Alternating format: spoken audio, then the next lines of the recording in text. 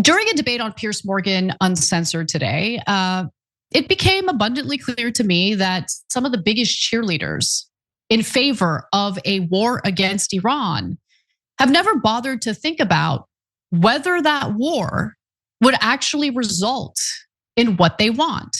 Now, in the case of the Persian or Iranian diaspora, they don't really appear to care much about military strategy and whether or not regime change can be achieved militarily. And nothing made that clearer to me than what Elika Laban said on Piers Morgan's show today. Let's take a look. The worst case scenario is that this war ends and the regime is still in power. That's worse than if the war never happened at all. And so in terms of what I'm here to do, or what Goldie is here to do, is represent, these sentiments of the Iranian people and how we feel about what these military strikes are doing, which are targeting an oppressive regime that, we all know has been oppressing the Iranian people for 47 years. In terms of the military strategy, that's not really within our purview. The only thing that we've ever asked is for this war to go to completion and for this regime to be removed. It was never in our imagination that you would stop at the point that their nuclear capabilities were decapitated. We were told that the end of this war would be when this regime fell. Military strategy is not in your purview. And also, Elika Laban, speaking on behalf of the entire Iranian population, is rich, considering she's never lived there. She has no real stakes there. Are you doing interviews on the ground? Like, what are you referring to when you're speaking on behalf of the Iranian population? Same with Goldie. She's a disbarred lawyer from Canada.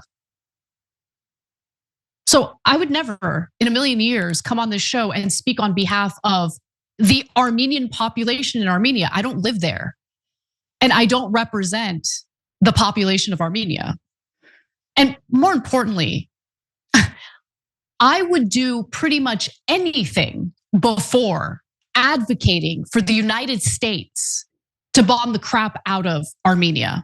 But when it comes to the Persian diaspora, at least the ones that were cheerleading for this war, they shamelessly begged our government and military to bomb the crap out of Iran. Now let's go back to the whole notion of a military strategy is not in our purview. Oh, it's not? Well, I called her out on that. Let's take a look. There was no strategic military plan in place. Elika is on the propaganda wing. And she's like, I don't know, it's not my job to think about the military strategy. No, Elika, it is your job to think about military strategy because you're advocating for something that's gonna get American soldiers killed. It's gonna get innocent civilians killed. In fact, that's happening right now as we speak. And so you should ask yourself, is there really a reliable path here, a militaristic path that's gonna secure what I personally want, which is regime change? And honestly, there isn't a path. It is important to ask yourself as you're advocating for military action, whether or not that military action is going to secure the gains that you're advocating for. And if you looked at the landscape, if you looked at the terrain in Iran, if you looked at what Iran is capable of doing, the fact that they control the Strait of Hormuz, you would think about all these elements before spouting off about getting the United States involved in a war that isn't going to secure what you think it's going to secure. There isn't going to be regime change in Iran. And by the way, I think it's disgusting that we are dragged into a war on behalf of a foreign country that does not plan to put any of their boots on the ground. I mean, it's just, it really is amazing to me because if you're just a propagandist and you don't really care about the fate of the civilians on the ground in Iran, yeah, you just spout your propaganda, cheerleading for the United States. By the way, Elika was, I believe, born and raised in the UK. I think she's living in LA now. But like, who the hell are you as a foreigner to tell the American people that they must go to war with Iran, by the way, on behalf of Israel at the end of the day? Like, do you guys understand how sick this whole thing is? And to say like, I just advocate for it. I don't have to think about how it would play out. That's not in my purview. Total clownish behavior. Total clownish behavior. Now, I don't want Elika to be a representative of, first of all, she certainly isn't representative of the entire Iranian population in Iran, but she's also not representative of the diaspora. Because just recently, a poll came out. I want to read this poll to you. I referenced it earlier on the main show. I wanted to do it again, but with some more specifics. So a recent poll came out by what's the name of the organization? I want to cite them appropriately. The National Iranian American Council, NIAC. And their poll found that among Iranian Americans, 66.1% oppose the war. 32.7% support, 1.2% prefer not to answer. So she's not even representative of the diaspora. I don't know why she has these views, why she is spouting these views and this propaganda without even really having a plan or an idea of how this war would play out. But she just knows that she's going to cheerlead it and, play victim whenever someone pushes back on her. But I want to get to one other part of this appearance.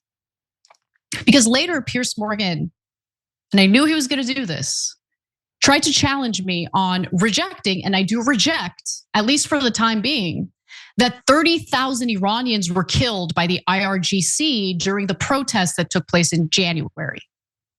I don't buy that number. The reason why I don't buy that number isn't because I deny that protesters were killed. I don't buy that number because there is no solid evidence to prove it. And if someone shows me solid evidence, I will accept it. Why would I deny a death toll if there is sound, credible evidence to back it up? But nonetheless, I want to go to this video and then I'll give you some of the details of the research that I've found. There's no evidence that 30,000 people were killed. Show me the evidence. There it is. Admit that I'm wrong. It is. But How many do you think were killed? Where is the evidence, Elika? Where's the you want me to evidence? tell you? What's you the want me source? to tell you? Yeah, go ahead. I can Go tell ahead. you the source. I can tell you the source because how quickly you believe in a terrorist regime, but you don't believe. Just give me the source. I don't need to hear I'm going to tell you right now. I'm going to tell you right now. Silence. And I'm going to tell you every single hospital in every single city in Iran gave a tally of how many corpses were in their beds. In total, that amounted to 36,500 people, and that didn't include the what people is that your were source? What source compiled those numbers? The hospitals. The hospitals. Every hospital? Okay, so you yourself talked to every single hospital? I saw the list. I saw the list of every hospital with every number. You saw the list. Google it. Who published the list? Who published the list? It's everywhere. Human rights it's organizations. You should know the source. You should memorize that. I looked for the list.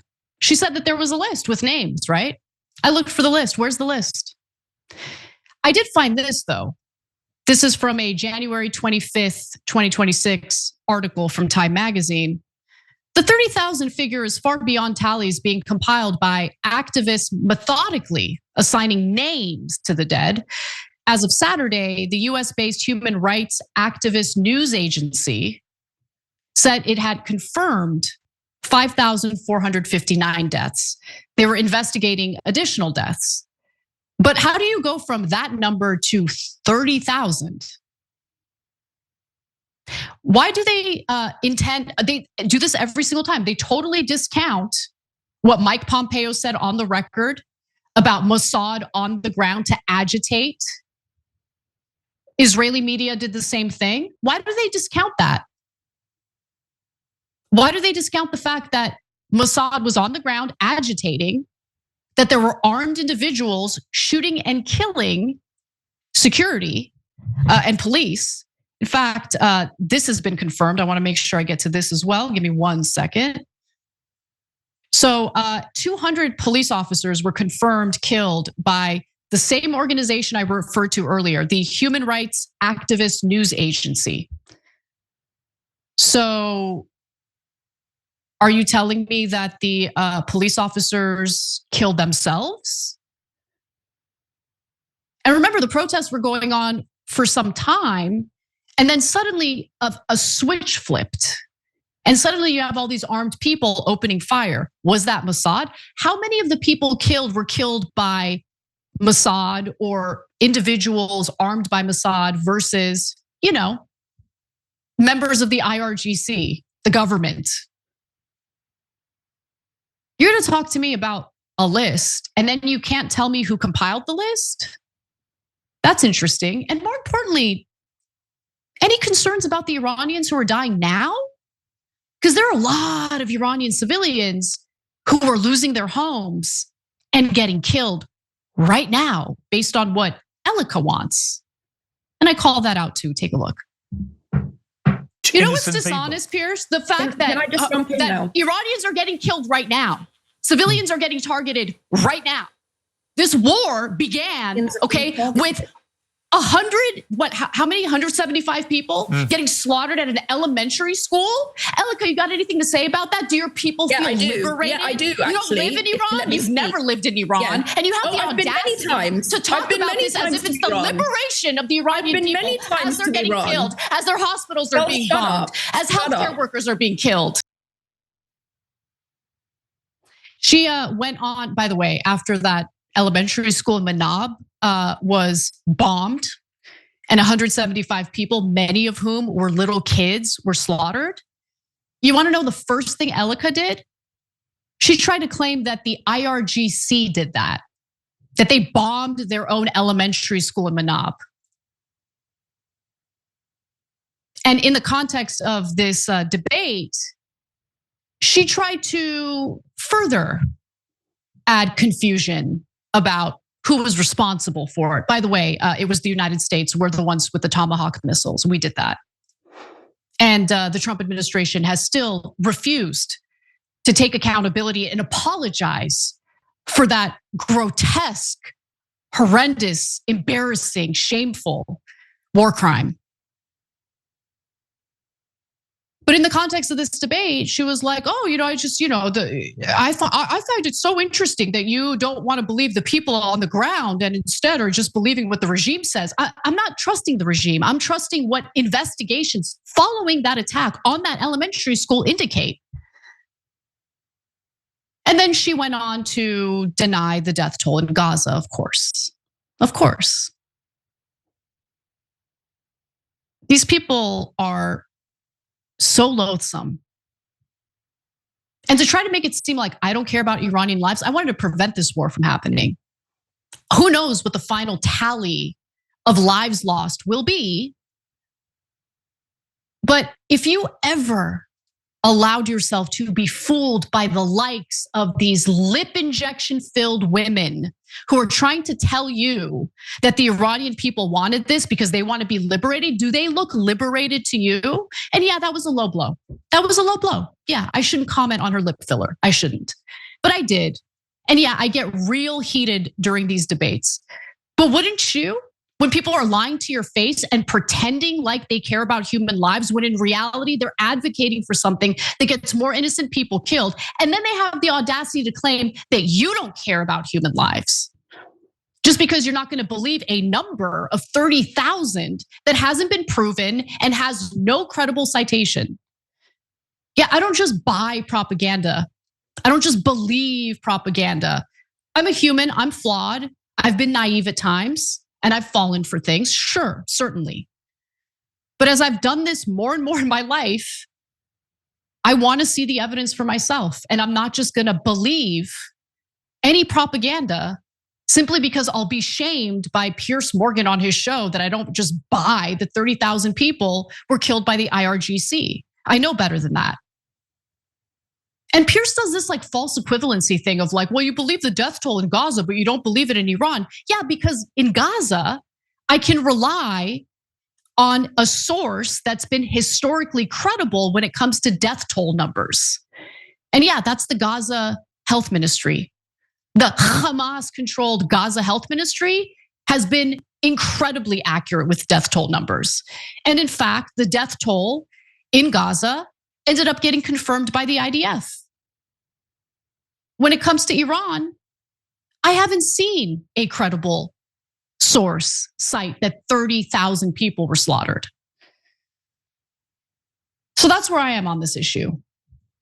I would have prevented the war. I would have done the opposite of what Elika and that disgraceful person, Goldie, have been doing. And it is shocking to me that they've seen everything that has gone down in Iran over the last 5 weeks, and they're still cheerleading it. While the rest of us are paying higher gas prices, while other countries are rationing gas and oil and all of that and energy. I'm curious, Elika seems unbothered. Who's paying your bills? Very curious about that. Anyway. Have you been there? Sorry, I got heated because these vampires, man, these disgusting, duplicitous propaganda vampires. Like I just can't stand it. I'm sick of seeing human lives lost to this treachery. Okay, it's just it. Anyway, let me try to calm down. And by the way, one other thing. When I see the comments about like, oh, Anna is raising her voice, here's what I do with them. I take them and I rip them up.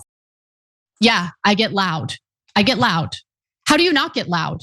How do you not get loud when people are lying to your face and the stakes that we're talking about are literally human lives? How do you not get loud about that? I'm sorry, I'll be calm. I'll speak in my little whispered, hushed tone. I'll have NPR play a banjo in the background as I freaking debate these vampires about the real cost of these wars. Every time you ring the bell below, an angel gets his wings. Totally not true, but it does keep you updated on our live shows.